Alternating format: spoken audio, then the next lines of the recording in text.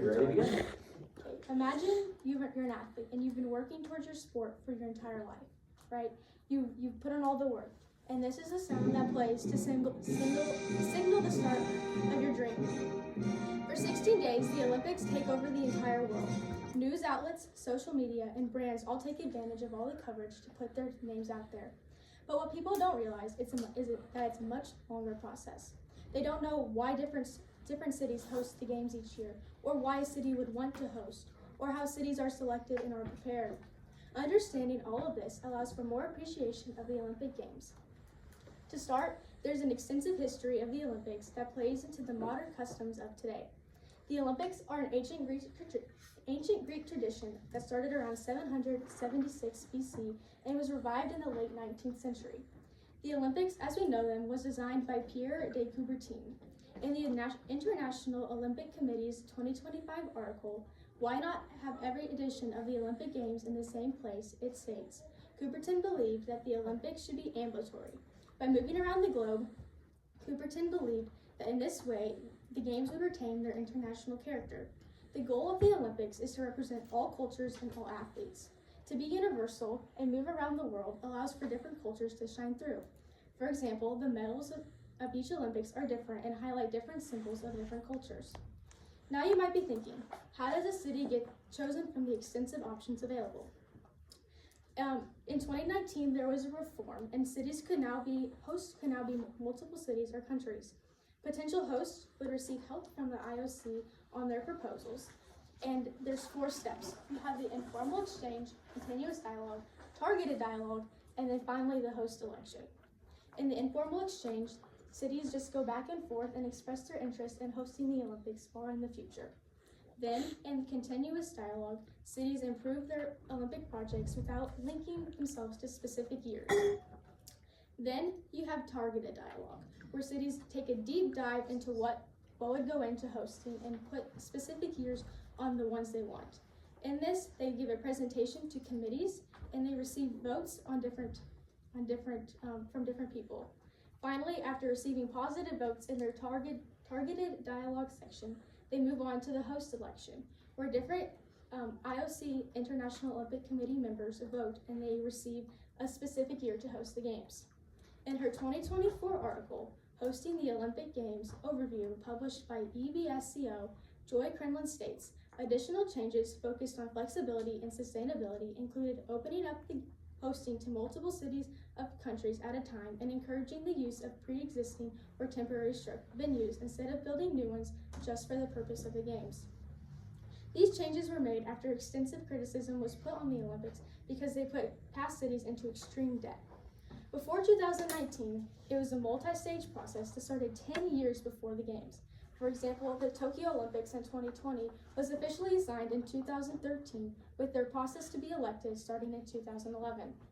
Invitation, there's 4 steps in this one. They would be invited and express their interest to host the Games. They would receive feedback on their proposals without influence from the committee, and then they would be evaluated on viability factors, and then they would be voted. Now, part of this selection process is evaluating the feasibility of a city hosting the Games successfully, so they have to take into account how a city might need to prepare. In more developed cities like Los Angeles, who will be hosting in 2018, there's a lot of pre-existing infrastructure already in place.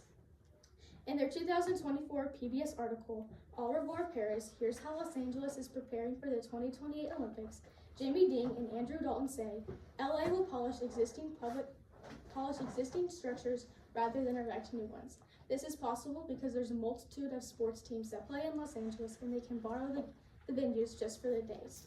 They also expand their public transportation system that will affect the public for a long time to come. And it will help with everyday traveling in Los Angeles. There's also the money already in Los Angeles to support this. In the same PBS article, it says, the committee has brought in just over $1 billion towards a goal of $2.5 billion in domestic corporate sponsorships.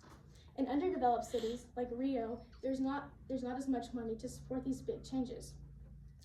In Rio in 2016, they had to build new hotels, sports venues, and transportation systems. An AP article called AP Analysis Rio de Janeiro Olympics cost $13.1 billion by Renato Brito and Stephen Wade, $2.06 billion was spent to build sports-related buildings for the Olympics. Another $8.2 billion was spent on other infrastructure to support the Games, including a subway line, doping laboratory, and renovated port. There's not a lot of infrastructure in Rio already, so they had to pay to build this. Lots of this money came from tax funds because there's not a lot of private investors in the area.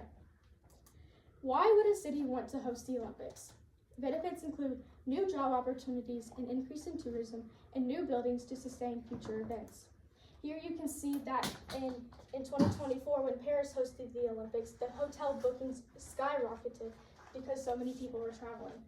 You can also see that in total, 57,000 jobs was created for the Vancouver Olympics in 2010, and overall 150,000 jobs were created for these past games.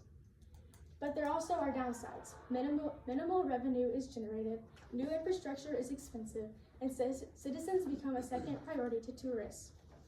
In the 2024 Investopedia article, The Economic Impact of Hosting the Olympics by Jennifer Willis says, it wasn't until 2006 that Montreal finished paying off its debt from the 1976 Games. That's 30 years that this country was paying off debt for a 16-day event. That's a very long time. It's like a mortgage, but you're living in your house the whole time, so it kind of makes it worth it. They also displaced Native people to make room for extra tourists, and the citizens of the country are disrupted from their normal lives. In conclusion, hosting the Olympics is a lengthy process. The long selecting process shows the true dedication of potential cities, and their willingness to change what they already have shows a commitment and desire to produce the best event possible. Cities also have to recognize the benefits and drawbacks that come with hosting the Games, and they still choose to host them. Ultimately, having the insight into what happens behind the scenes to host the Olympics allows us better to appreciate not just the athletes, but the cities that work to make their moment possible. Thank you.